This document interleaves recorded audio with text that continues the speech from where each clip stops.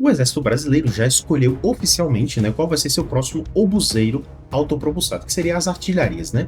O nome é Atmos, é um sistema israelense aí de 155 milímetros. Só que existe um detalhe bem importante que eu notei e resolvi trazer hoje aqui para vocês.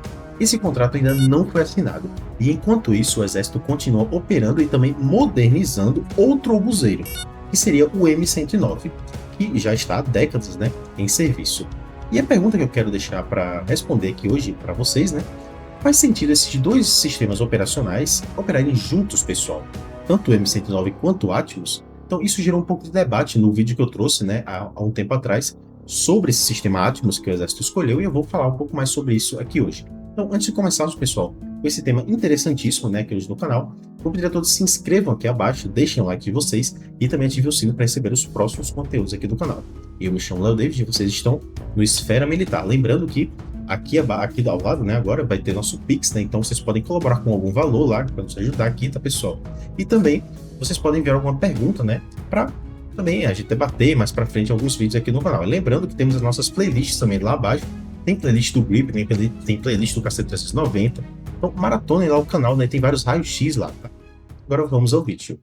O Exército Brasileiro opera o M109 desde os anos 2000, quando adquiriu aí 37 viaturas, né, M109A3, compradas do Exército Belga e depois modernizadas, né, pela empresa Sabex.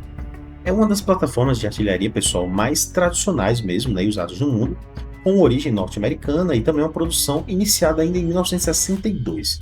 É bem consolidado já foi testado em combate várias vezes. E esse M109 não parou no tempo, né? Ele segue passando aí por atualizações reais, né?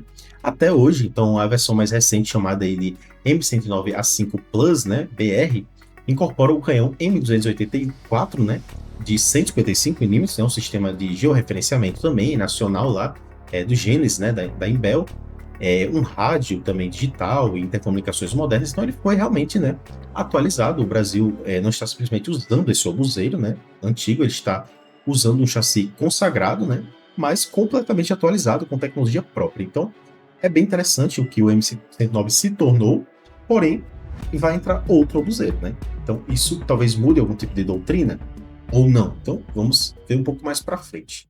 O Exército também aprovou um projeto aí para revitalização de 27 viaturas M109A3 mais antigas, né, fabricadas em 1978, com o objetivo aí aparentemente, né, de integrar essas viaturas ao sistema digitalizado de artilharia de campanha e permitir que operem em conjunto com os sistemas mais modernos da Força Terrestre, incluindo aí talvez o futuro Atmos, né?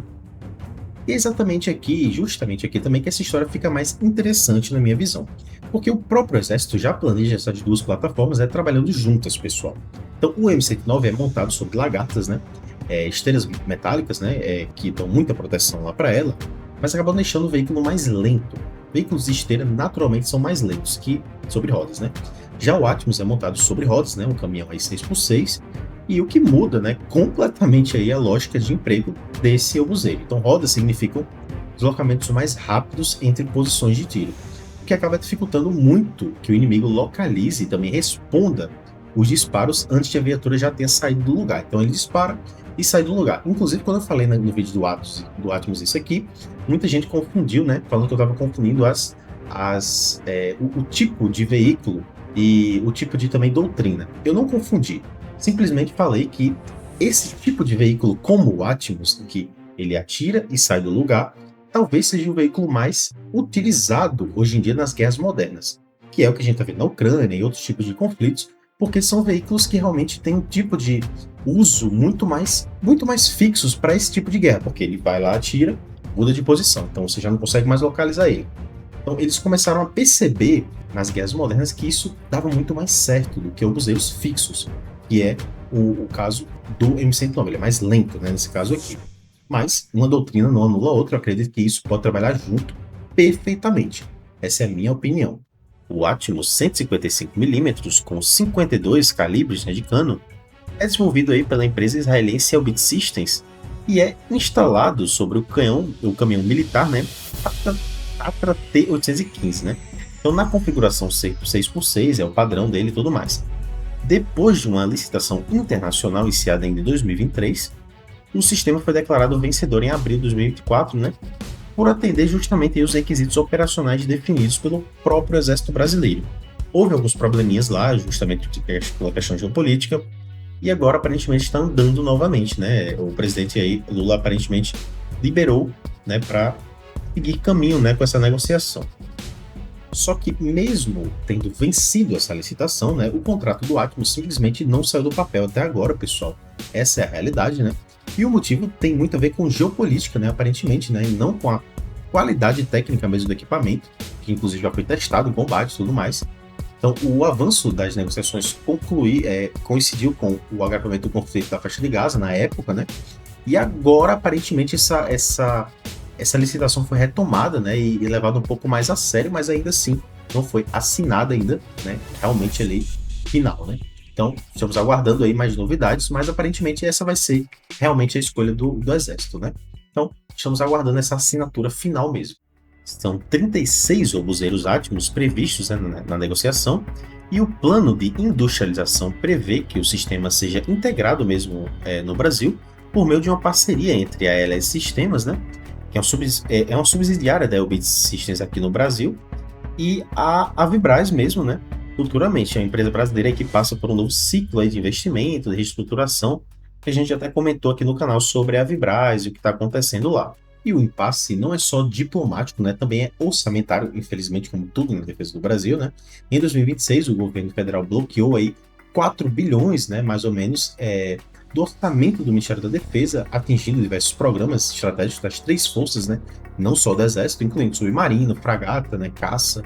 Então, foi bem complicado, né? O programa de defesa costuma exigir contratos plurianuais, vamos dizer assim, então e quando a decisão fica meio que parada, né, o custo sobe e o cronograma também colhe de todos os projetos junto ali.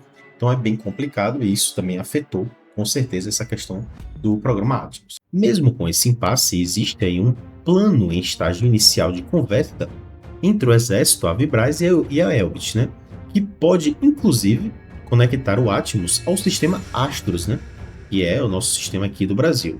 O mesmo lançador que a Vibraz usa para desenvolver o míssil tático de cruzeiro, né, com alcance até 450 km, né, que o futuro míssil balístico aí, tático de natureza hipersônica também temos aqui no Brasil, né, alguns rumores aí que está sendo desenvolvido. Então, essa integração toda agora com o Astros também, se for possível, vai ser muito legal, muito interessante, pessoal. Bem, dando minha opinião um pouco mais direta, né, eu acho que a união entre o Atmos e o M109 vai ser incrível mesmo para o Brasil, né, no dia em que ela sai realmente do papel ali. Então, é só vocês pensarem um pouquinho na lógica operacional, né? Você mantém o M109 mais protegido sobre lagartas, né? Atuando em posições de maior exposição direto ao combate, e complementa o Atmos, né? De uma maneira mais rápida, né? Sobre rodas, capaz de disparar antes do adversário conseguir localizar a origem do tiro ali. Isso não é uma redundância, vamos dizer assim, né? É uma coisa que se complementa, os dois se complementam, né? De forma tática mesmo ali, de verdade. Então, numa guerra moderna, né? Onde, vamos dizer assim, contrabateria e drone, principalmente, de reconhecimento, caçam posições de artilharia, né? Muito rapidamente. É por isso que eu falei que a questão do M109 ser mais lento, para as guerras modernas, é um pouco mais complexo, justamente por conta dos drones e outros meios lá, mecanismos de busca de artilharia.